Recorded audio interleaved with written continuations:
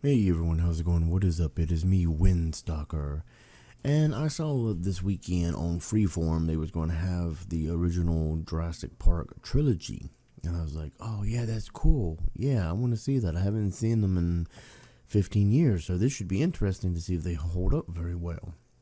Well, to my surprise, Netflix had the Jurassic Park Trilogy on it. And I was like, really? They got the Jurassic Park as well. And I was thinking to myself, you want to watch it with commercials or do you want to watch it commercial free? And I was like, commercial free, of course. And so I watched all three of the original Jurassic Parks on Netflix this weekend.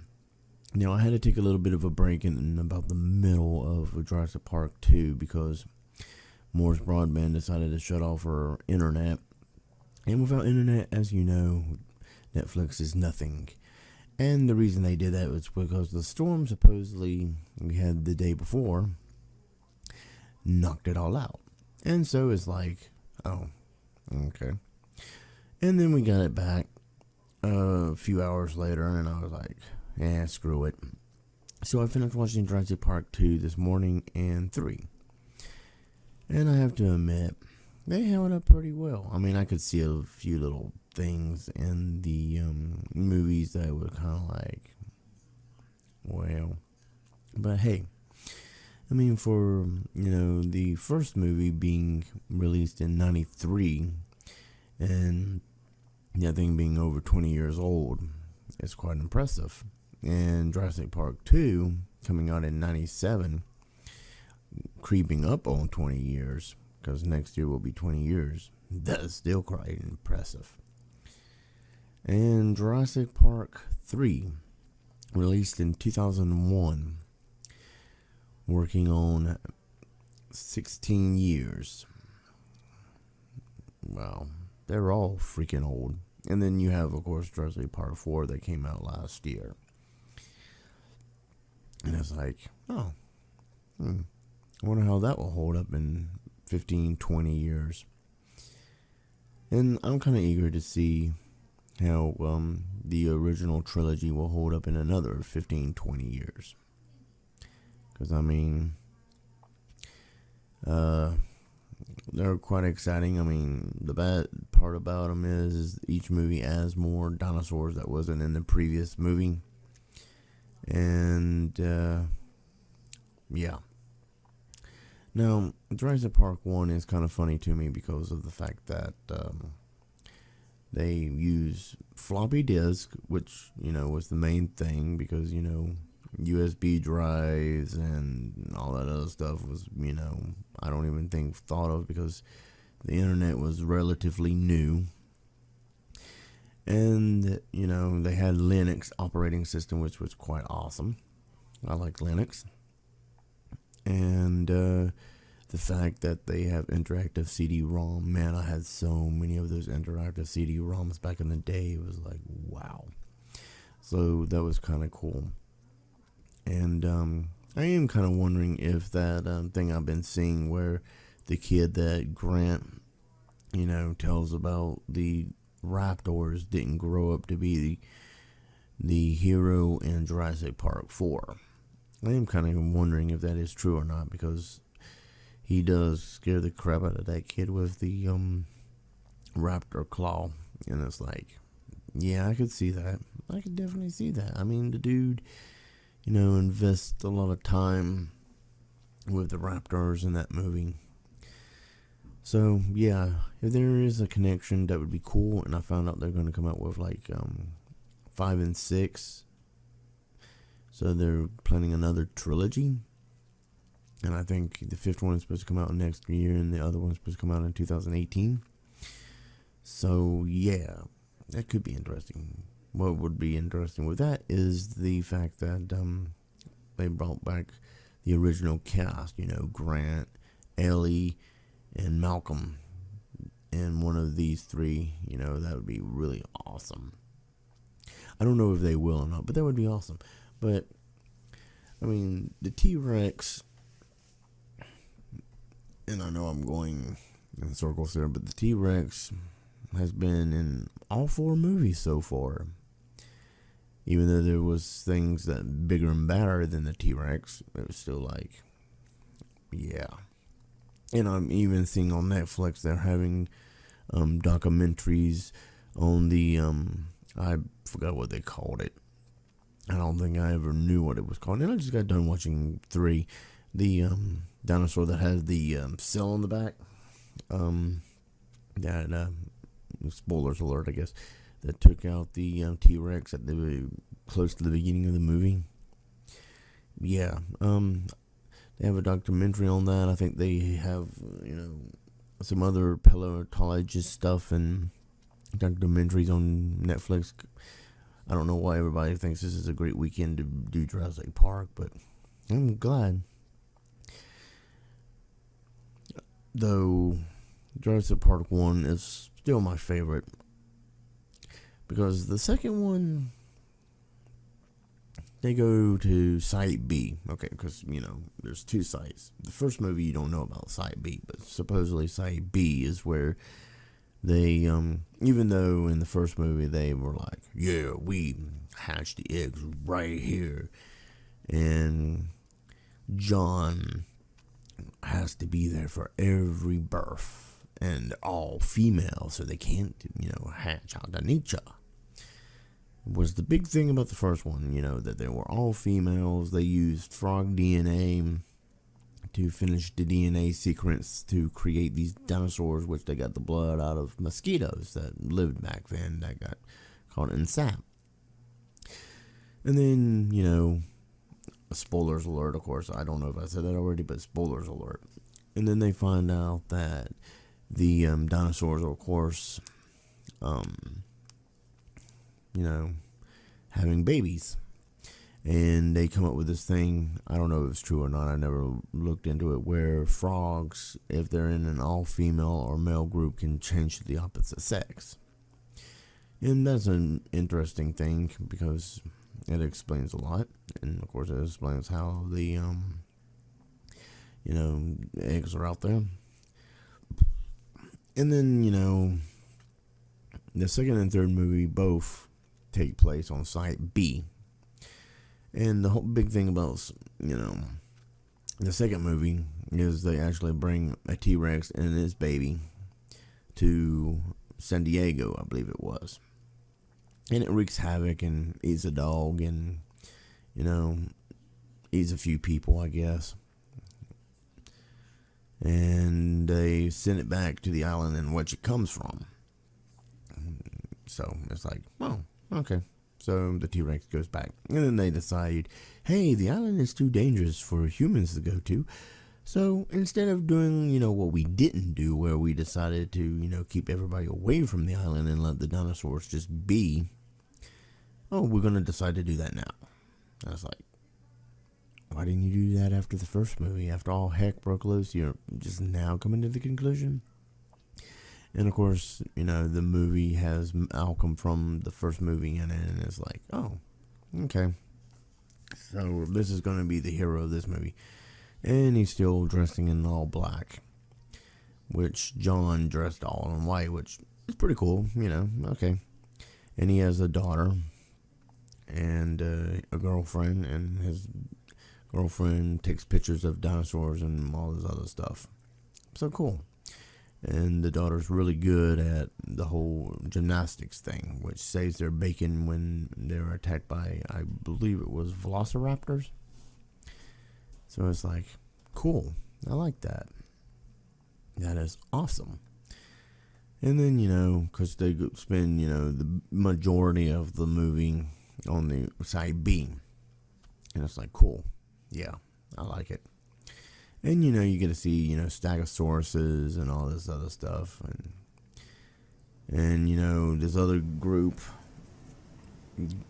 is there to, get the T-Rex for the company so that they can bring them back. And, do a San Diego Jurassic Park. It's like, And, of course, they join forces because, well, they get, pretty much after the T-Rex decides to attack them because of the whole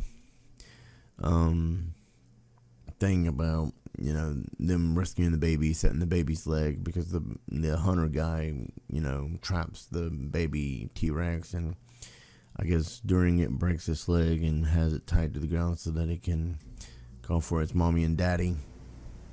And it's like, oh, Then they rescue it, and the mom and dad's mad, and now the mom and dad basically spends the rest of the movie, hunting them down, just because got the whiff of them. Because even though it seems like they're sniffing the baby to make sure it's the baby, I'm sure they got their scent too. And other been attacked by velociraptors and all that, and the group getting taken out one by one by the velociraptors, which ironically took out Newman. I think his name is Dwayne Knight. His character named Newman, or in Seinfeld, of course, but in this movie, his name was, heck, I don't even remember what his name was. I just know him mainly from Seinfeld, and now when I watch it, it's like, hey, there's that Seinfeld guy. And the guy that was also in The Punisher 2. I don't even remember what his character name is in The Punisher 2. Is that bad? It's probably bad. And he uses, a thing to knock out the entire security system in the first movie so that he can get down to the dock to, deliver some embryos to the dock so that the big mass fortune, and that's how all heck breaks loose in the first film. And of course he gets ate by those, I forget the name of them. They're the ones that has the things that shake and then spit the acid that's or whatever is supposed to blind you and all that stuff, which from what I understand, Spielberg made up the one of the things, and the writer that wrote the original book that the movie got the rights to, bought the rights for the movie before the book was even published. Made up the other part. It's like, that's cool. Makes for an interesting part in the movie, doesn't it? And so yeah, I'm going in circles, ain't I? I was talking about 2. Where was I on 2? Anyway, let's go to 3. 3 brings Grant back, and Ellie has a family now and everything. And they go back to Site B with this family that's looking for the son, but they tell Grant, hey, we want a tour, and then they crash because the one guy that was supposed to be the guy that could take out anything, I guess it's what they made it out to be, ran out in front of them, and I don't think it was the T-Rex, it was the other one. Ate them, and they pulled up and they crashed the plane, and then they spend the entire movie trying to find the son because they're like, oh, by the way, at the very beginning of the movie, an unknown dinosaur took out the people on the boat where these two was parasailing, which was a stepdad and the kid that they're now looking for. It's like, oh. And of course the kid survived 8 weeks, and he's like, 8 weeks?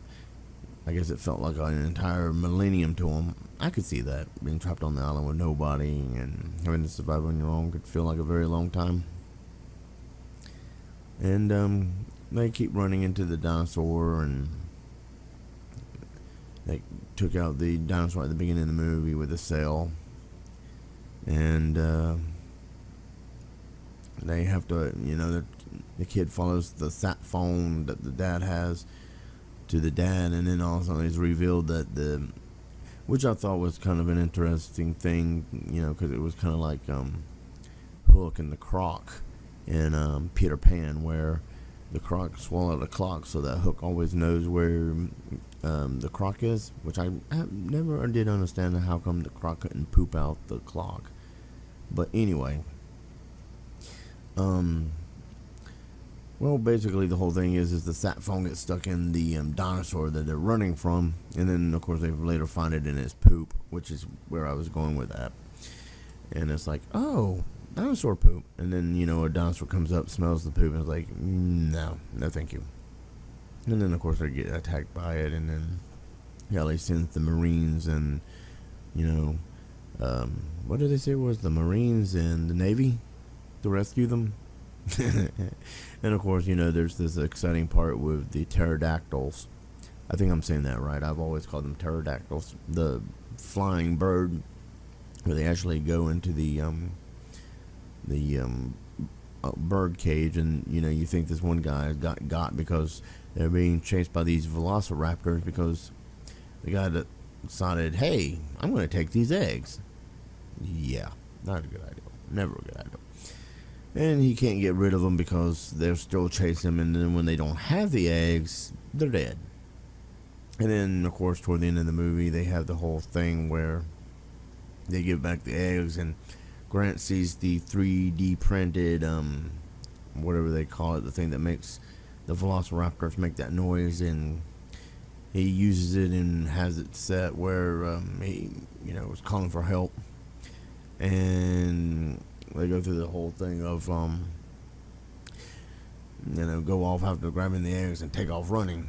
And then you find out that Billy, the guy that took the eggs, actually survived and rescued his hat. It's like, and then the pterodactyls are flying off in the sunset, I guess, to find a new nesting place since their old one got messed up.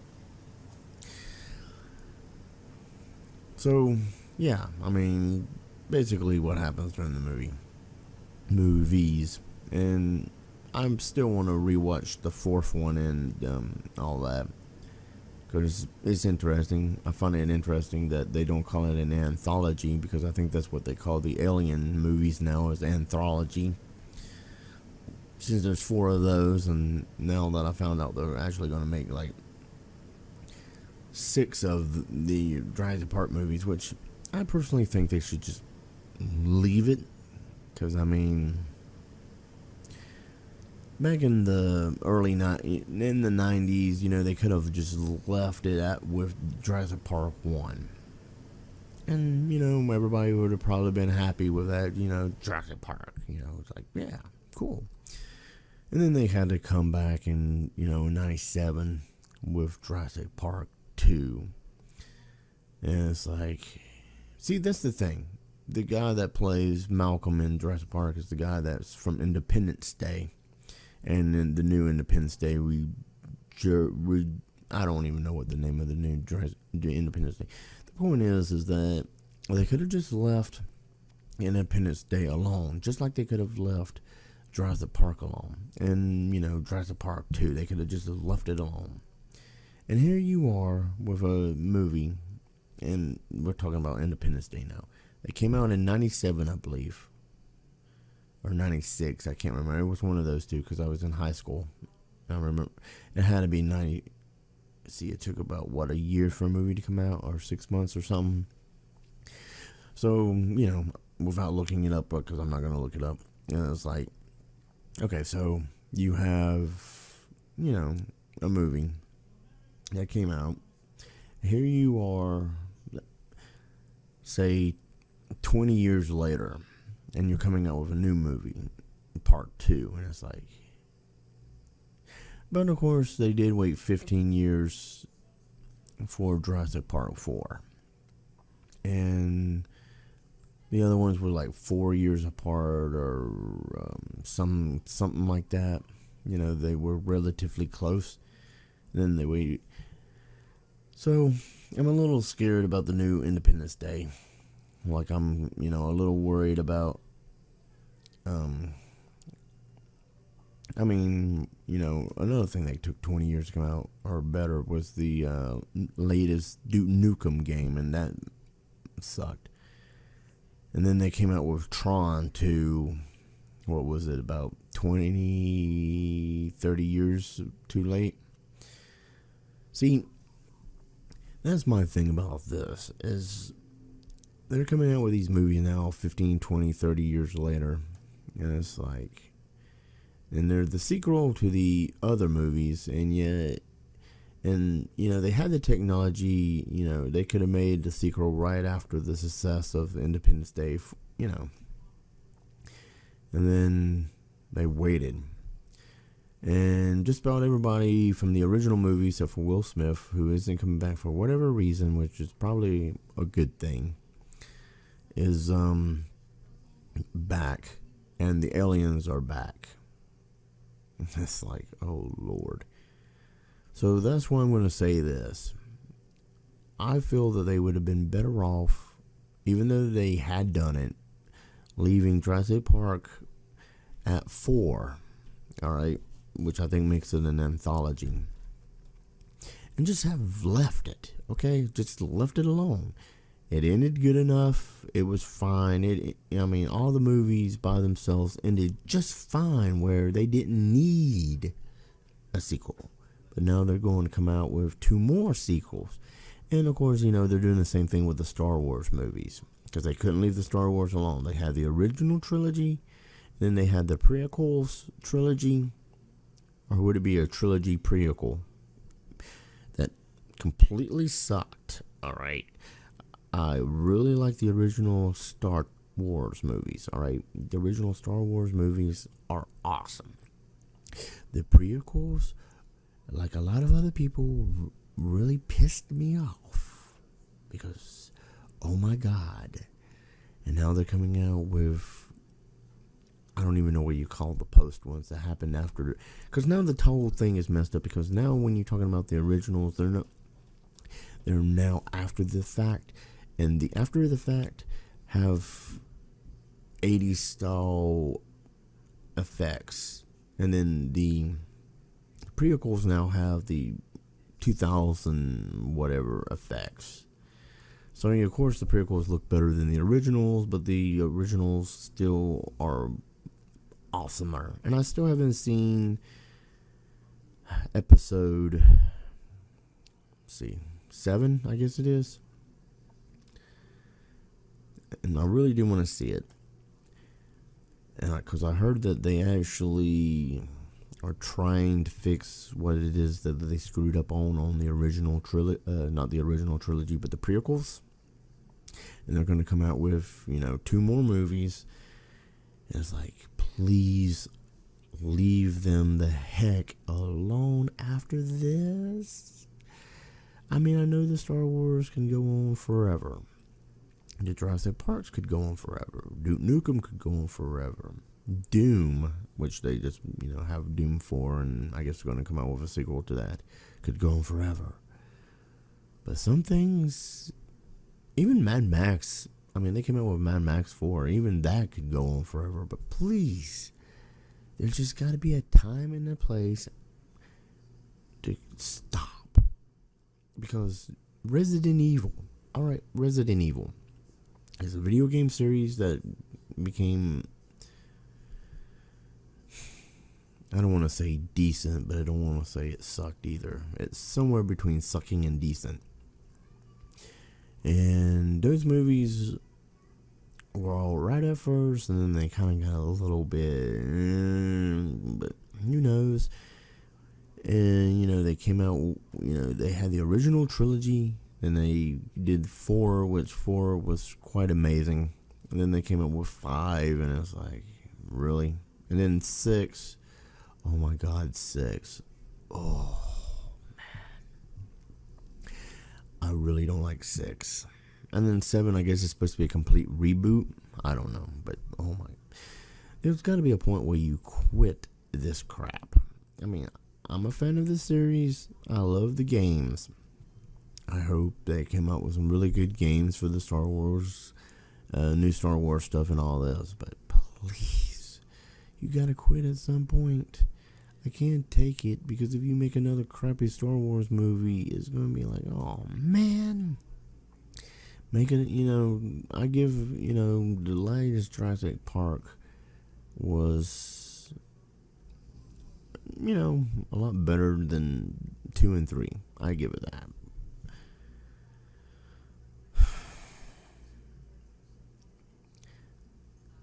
But of course, I guess I can say that I'm happy in knowing the fact that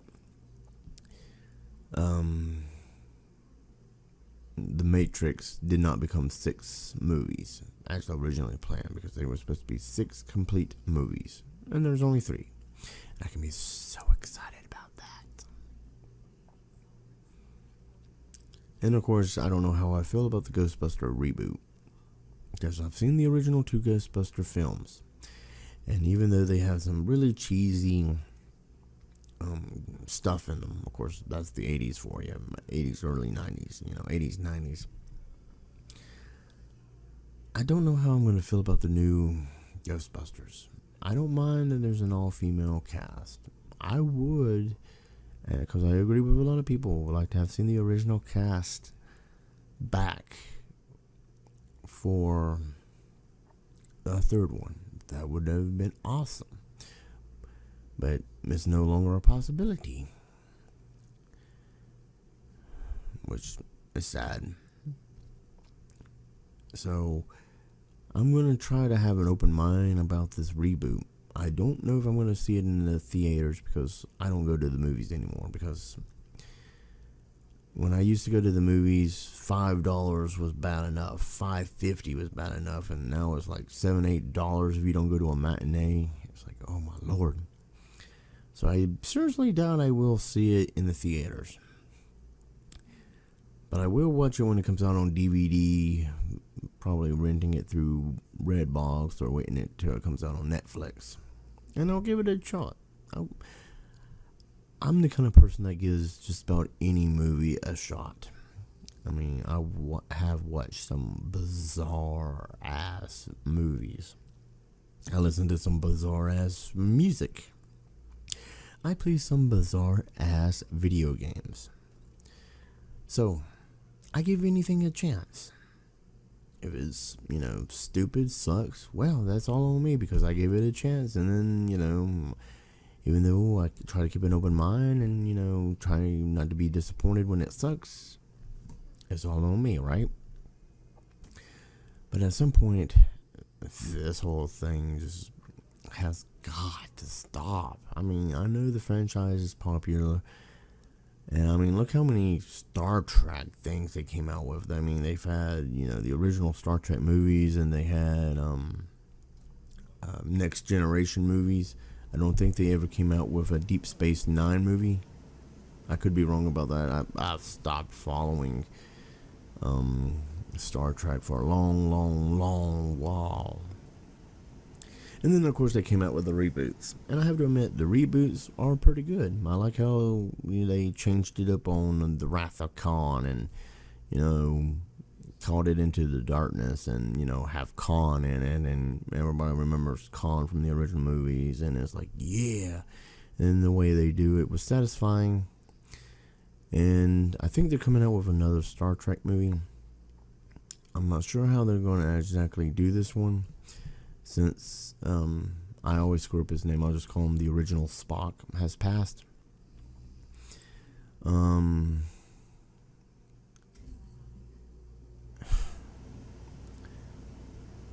But I guess each series eventually, he was there in 2 of the movies, so he pretty much handed the torch off properly.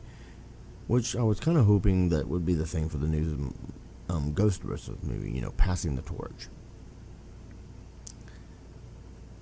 And the original trilogy of the Jurassic Park, didn't have to worry about passing the torch because they had the characters in there. There was nobody really to pass them to. And then the 4th one came out, and it's like, could be the fact that Grant said that to that kid, and then that's the whole thing with it. That would have been awesome. But there's no passing the torch, which is fine. I dig it. I dig it a lot. But at some point, even the most profitable stuff just needs to, be let go. I mean, how else, if you keep making these movies, how else is future generations going to reboot this stuff? I mean, I'm actually already surprised that, they're rebooting some stuff that is like, I guess I shouldn't call it reboots, remakes, whatever, because I don't know what exactly to call Mad Max. I don't know exactly, I guess, The Man from U.N.C.L.E. is kind of a reboot of the TV show or whatever. But if you keep going, how is future generations going to be like, oh, we can do better than this? I mean, you just gotta, let it go, and then if the future decides, they already rebooted, a couple Arnold movies, and it's like, But anyway, let's quit this rant. If you like this video, give it a thumbs up. If you don't like the video, give it a thumbs down. Leave a comment down below. Please subscribe. And as always, I will see you guys Mondays and Fridays.